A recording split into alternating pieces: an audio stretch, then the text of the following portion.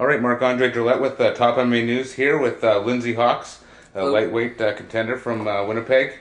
And how you doing? Pretty good. Feeling good.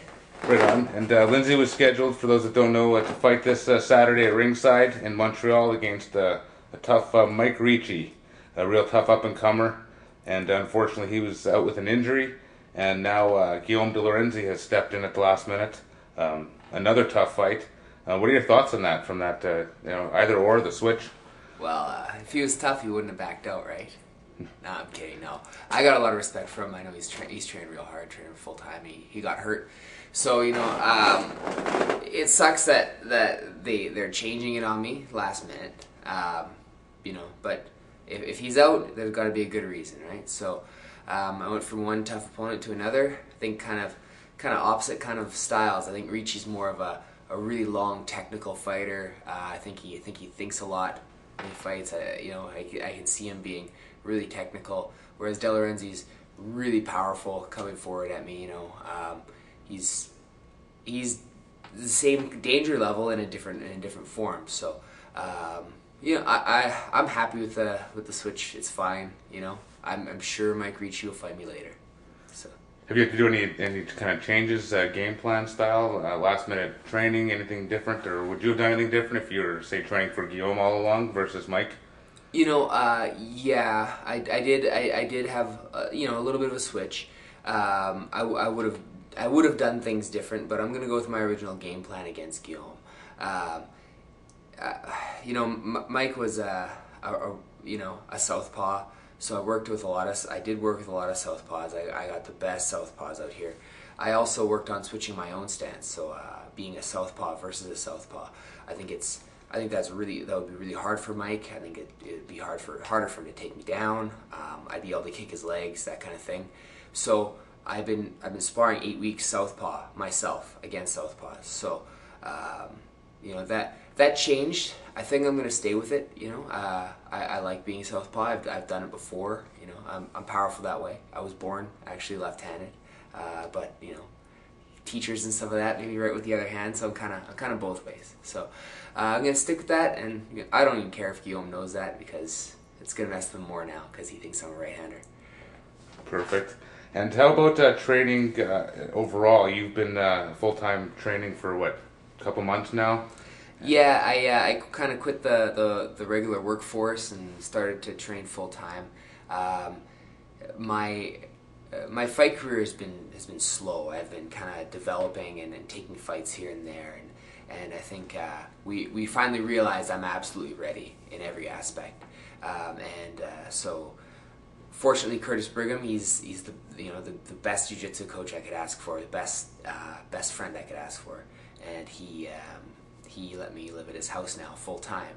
So I live down the street from the club, training full time, strength and conditioning full time, everything full time. So it's the first time that I've really been able to develop my body 100% for the fight and really just think about the fight, nothing else. Hard to call in sick too when you're living with your coach. It's definitely hard to call in sick, man. 8 weeks ago, he cut me off from mints, and he's got these mints beside his microwave that just tease me. And I'm not even allowed to have mints anymore. He's like, no sugar, get out of here. So he's hard on me, but it's good. It works. Speaking of sugar, how is your weight? This morning I think I was a little heavier, 166. It was a little heavy for me, maybe retaining a little water, but I'm around there, usually 164, 165 right now. The cut's going to be not that hard. I've done much more. I've done 13 pounds of water before the same day of the weigh-in, which is, last minute kind of mistake, but I made it, and I actually felt good the next day. So this is not going to be a hard cut. Perfect. So you'll be on weight and ready to go. And no problem. You were talking about feeling ready. You said we feel I'm ready. Who would we be? Just yourself and Curtis, or are you working with a number of other people at this point? My main coach is I work with David Horvath for Muay Thai. He's an excellent coach. I work with Curtis for Brazilian Jiu-Jitsu and wrestling. I have a number of other people behind the scenes, for strength and conditioning, that kind of stuff. We have the brand new Winnipeg Academy of Mixed Martial Arts. It's got a gigantic facility. So I've got all the weight training equipment here. I also have a personal coach, Paul Taylor, helps me out. He's at Brick House Gym on Corden.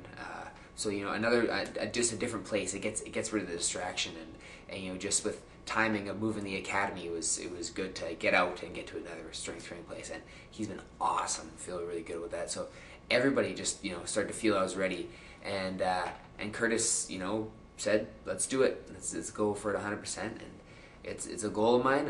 I'm gonna do it. That's it. I'm gonna be fighting in a major organization within 1 year. Within a year, you figure? Maybe a year and a half. Yeah. By the time I'm 27, I think I'll be able to support myself on my own in a major organization. I'm 24 now, so I think that's a goal. I think that is very realistic. I think it's gonna happen sooner than that. Perfect. And one thing I was thinking of is Curtis Brigham, for example, used to always, if you were ever fighting a Curtis Brigham guy, their perception was that it was a jiu-jitsu guy. You're coming in here and people know you more as a striker. I started as a striker. I started in Muay Thai, and that was my first love, and I love it. I still do, but you just can't get lots of Muay Thai fights. It just doesn't happen. I'm not going to make a lot of money in Muay Thai.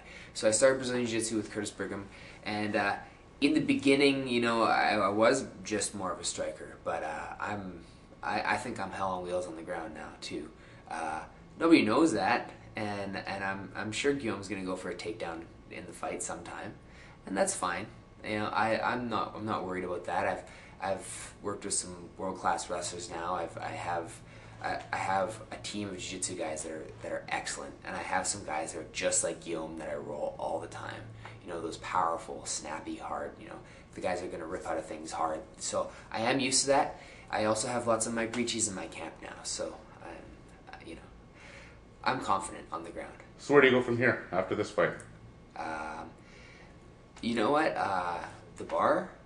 No, I'm kidding. No, I really don't know. It depends on the win or the loss, right? I'm very confident I'm going to win. I'm very confident in my skills.